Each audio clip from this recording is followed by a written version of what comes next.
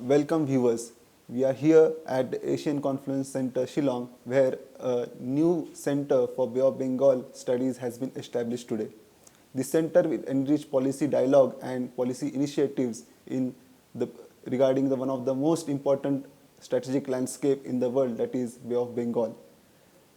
To discuss more on this, joining here with me is the Secretary General of BIMSTEC, that is Bay of Bengal Initiative for Multisectoral Technical and Economic Cooperation, that is organization.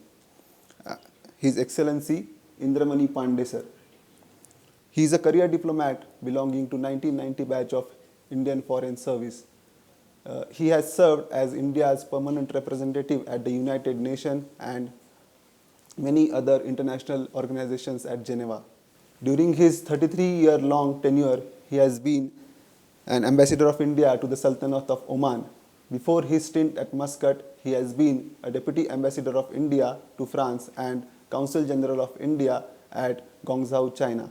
We welcome you, sir. Thank you so much, and my greetings to your audience. Thank you, sir. Sir, Asian Confluence is driving research and policy dialogue in India's northeast, and now the Bay of Bengal Center has been established here today, adding a new dimension to it. How do you see the newly established Center for Bay of Bengal Studies enriching policy dialogue and discussions for the larger Bay of Bengal region? So, before I talk about the center, let me briefly introduce to your audience what BIMSTEC is all about. Sure, sir. It was established 28 years ago in June 1997 by 4 countries, India, Bangladesh, Sri Lanka and Thailand coming together. It was conceived as a platform to link South Asia with Southeast Asia, because countries like India and Bangladesh were looking east, and countries from Southeast Asia also wanted to have close ties with South Asia. And later Myanmar joined, and 6 years later Nepal and Bhutan joined. So that is how we have 7 members now, 5 from South Asia and 2 from Southeast Asia. BIMSTEC has been conceived as a multi-sectoral organization. So we have a number of sectors for cooperation on our agenda. It's an organization which is based on consensus among the member states and is led by ministries of foreign affairs. We have in every sector expert groups, joint working groups. We have negotiated plans of action for collective work by all the member states. We have negotiated even conventions and agreements with the consensus among all the member states. We have set up centers of excellence, and we are continuing with our tangible cooperation on the ground in various sectors on our agenda. So it's an organization which works for the welfare, both security and development of all the 7 member states. To answer your question now about Bay of Bengal Center, it's a very good initiative because we need all the stakeholders coming together and talking about the opportunities for regional cooperation, the benefits that region can derive from that cooperation, what are the pathways to carry forward that cooperation. And this Bay of Bengal Center located here in Shillong will be able to provide that platform.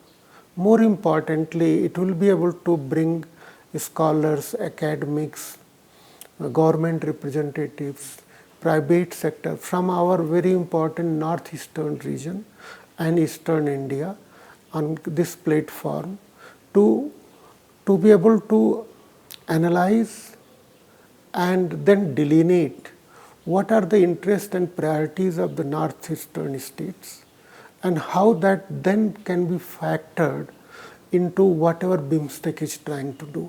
So from BIMSTEC perspective, it's a very important initiative. Rightly said, sir. Northeast is a very important aspect of India's Act East policy also. Absolutely. And for BIMSTEC also. In fact, Prime Minister Narendra Modi had said at the 5th BIMSTEC summit that BIMSTEC not only connects the South Asia with Southeast Asia, but also connects the two most important ecologies, that is Great Himalaya and the Bay of Bengal. And Northeast lies at the confluence of this. So how do you see Northeast contributing to the trade, development, prosperity and connectivity of BIMSTEC countries, and in return, how do you see Northeast getting benefited from BIMSTEC? So actually what you mentioned is absolutely right. We have the ecosystem of mountains, and 4 of our member states are part of that ecosystem. So India, Nepal, Bhutan and Myanmar. Then we have Bay of Bengal, and then Bangladesh, Thailand and Myanmar and Sri Lanka are part of that Bay of Bengal ecosystem. Whatever happens in the mountains has impact on Bay of Bengal, and whatever happens in Bay of Bengal has impact on mountain ecosystem and the plains in between. And that's why it's very important that this entire region is looked at as one entity in terms of developing connectivity, creating opportunities for trade and investment, tourism, dealing with the challenges of climate change, particularly disaster management, adaptation to the climate change, so that we can deal with those challenges in a holistic manner. Now our northeastern states are very important actor and also beneficiary from the cooperation that we have in under BIMSTEC. Why actor? Because a lot of the connectivity that we are conceiving or the trade links will have to go through the northeastern states. So they become the main actors, and at the same time they will also be the beneficiary, because if there is more trade in the region, if there is more tourism, if there is more travel, ultimately our states in this part of India will benefit. So that's why BIMSTEC not only brings in our northeastern state as key actors, but also as key beneficiaries. Rightly said, sir. Sir, many BIMSTEC countries have gone through domestic upheavals in the recent past. May it be Myanmar, may it be Nepal, may it be Bangladesh, may it be Sri Lanka. So how does these domestic upheavals affect the functioning and the agenda of BIMSTEC? There is no impact on BIMSTEC as far as development in the domestic politics of our member states is concerned. What BIMSTEC signifies is the collective commitment of the member states to work regionally and benefit from regional cooperation. So they believe that regional cooperation will be beneficial for them. The agenda has been derived collectively. The plans of action have been decided collectively. So implementation of these plans of action is considered beneficial by all the member states. And that's why in spite of the political changes in our member state, there has been no negative impact on cooperation under BIMSTEC framework.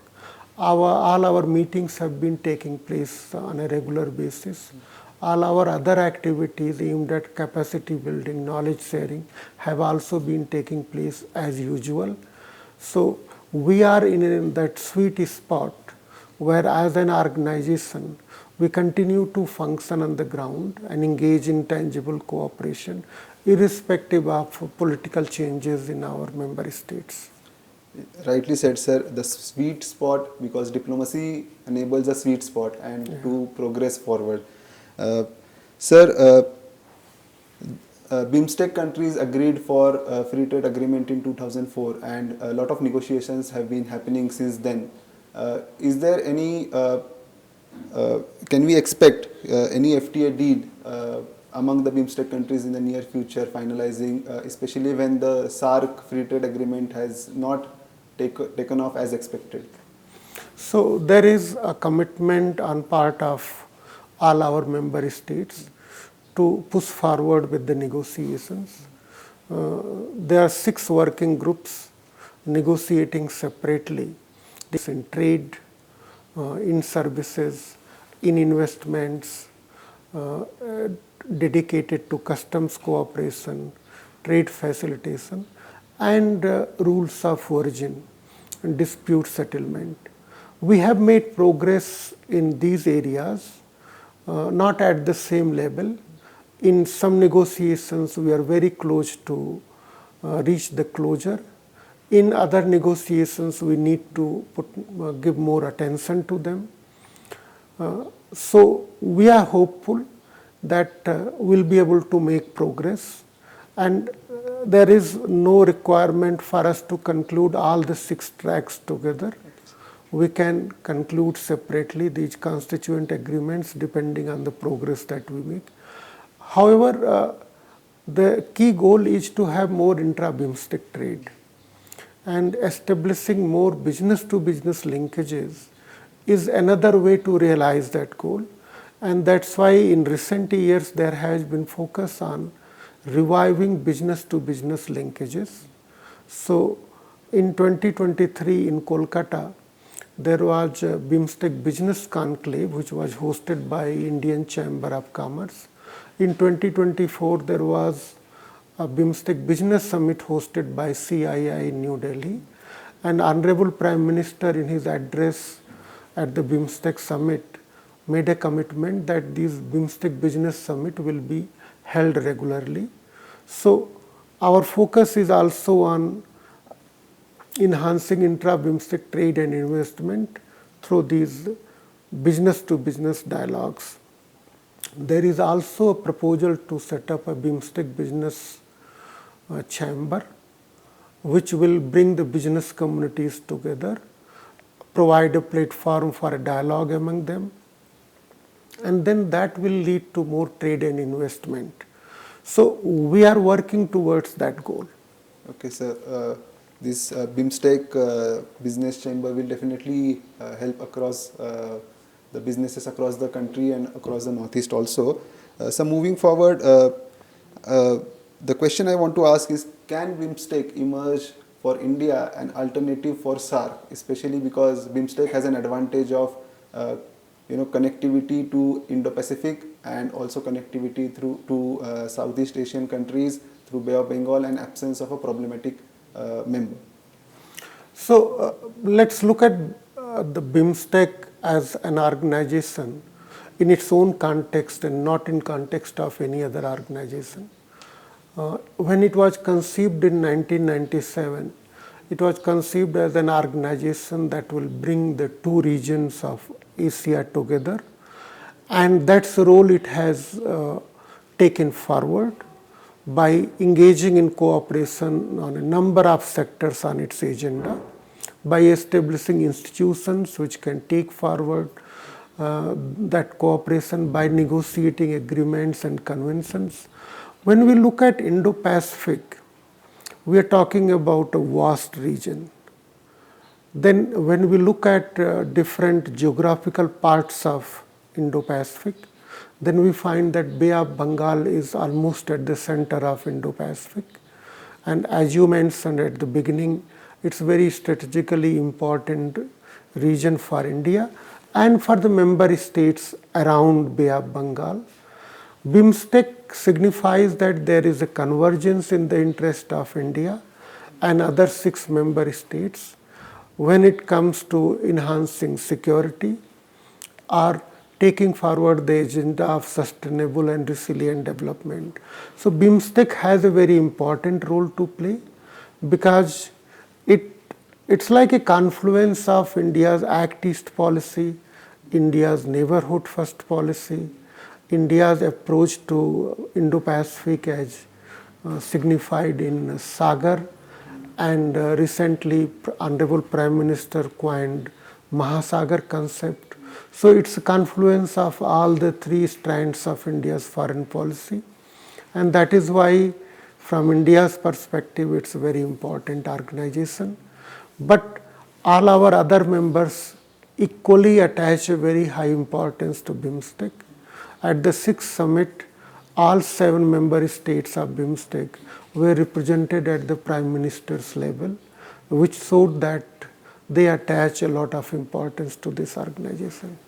Definitely, sir. In that scenario, how does BIMSTEC plan to synergize the regional policies? Like India has a neighborhood-first approach. Also, India has a Act East, especially Act East through Northeast, and then ASEAN has outlook on Indo-Pacific. How does BIMSTEC plan to synergize with these policies for better cooperation? So we have 2 member states of ASEAN as our member. So there is certainly synergy between interest of ASEAN and BIMSTEC. At the same time, if you look at Indian Ocean Rim Association, 4 of BIMSTEC members are also members of Indian Ocean Rim Association.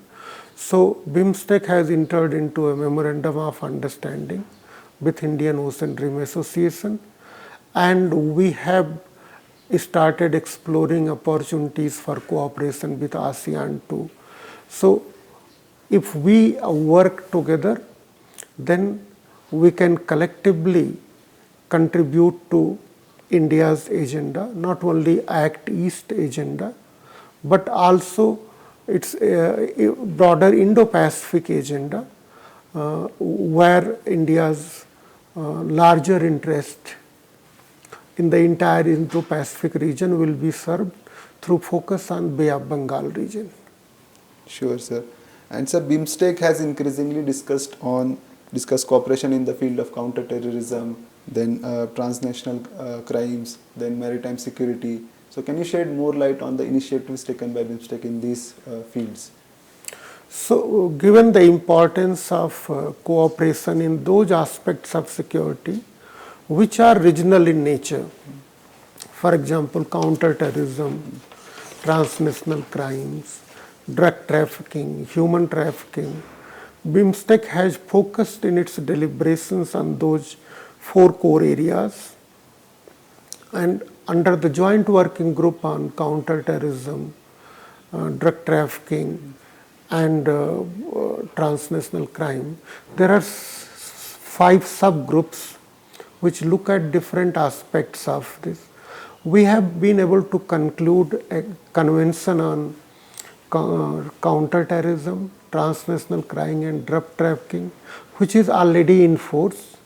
We have been able to conclude negotiation of another convention on mutual legal assistance in criminal matters, which has been ratified by 5 of our members. 2 members are yet to ratify for it to enter into force. We have already concluded negotiation on convention on human trafficking, and 2 conventions, one on extradition, another on transfer of convicted person, are under negotiation. So we are trying to create these BIMSTEC frameworks for continued cooperation in dealing with some of these security challenges. We have a 5-year action plan for cyber security. We have a separate action plan on combating drug trafficking. We have an action plan for human trafficking. And maritime security has emerged as another area for our cooperation. In maritime security, we are looking at a broad dimension of security, which includes disaster management, which includes blue economy, which includes dealing with marine environment like pollution. So all these aspects are being dealt with the working group focused on maritime security. So we have covered a broad agenda under security framework, and I would like to inform your audience that India will soon be hosting the first meeting of BIMSTEC Home Ministers, where our Home Ministers will look at the existing agenda of security under BIMSTEC framework and will identify what more BIMSTEC needs to do to address some of the challenges which our member states face, and they need to deal with those challenges collectively. Definitely, sir. In a present connected world order, we have to pool our resources and tackle the transnational crimes which do not have boundaries. So moving, like we spoken about maritime security, and India is like focusing more on its role as the first responder in the region, especially with respect to humanitarian assistance and disaster relief. So, is there any potential for developing a BIMSTEC-led model or framework for maritime governance and disaster management in the future? In disaster management, certainly we are looking towards creating that kind of opportunity where there could be a BIMSTEC response to disasters in our member states. To give you an example, when earthquake happened in Myanmar, all the other 6 countries, members of BIMSTEC, they provided assistance to Myanmar, but that was on bilateral basis. So the goal in disaster management sector of BIMSTEC is to be able to have a BIMSTEC response to disasters. We are in the process of negotiating an action plan. Already the 4 rounds of disaster management exercises have taken place, and India has offered to set up a center for BIMSTEC Center for Disaster Management, which will then anchor the regional cooperation in disaster management, which is very much required because due to climate change, our region is witnessing more and more natural disasters. In other aspects of maritime cooperation, as I mentioned to you, we have a blue economy sector. There is an expert group which will be meeting soon to decide on the action plan of cooperation in that area. We are looking at how to control oil spill pollution. There will be a set of guidelines. We have already concluded negotiation on HADR guidelines. We have also guiding principles for maritime law enforcement agencies to work together. And at the 6th summit, our member states signed agreement on maritime connectivity also, maritime transport cooperation agreement.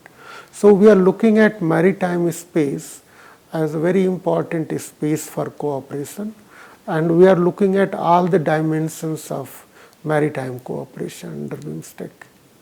Definitely, sir, it will, the maritime cooperation and the cooperation in the field of disaster management and humanitarian assistance will definitely benefit across the 7 BIMSTEC countries. Absolutely. And India has been acting as a champion of Global South, and BIMSTEC is one such platform for India to voice the concerns of Global South. So how can you shed some more light on how India is trying to achieve so?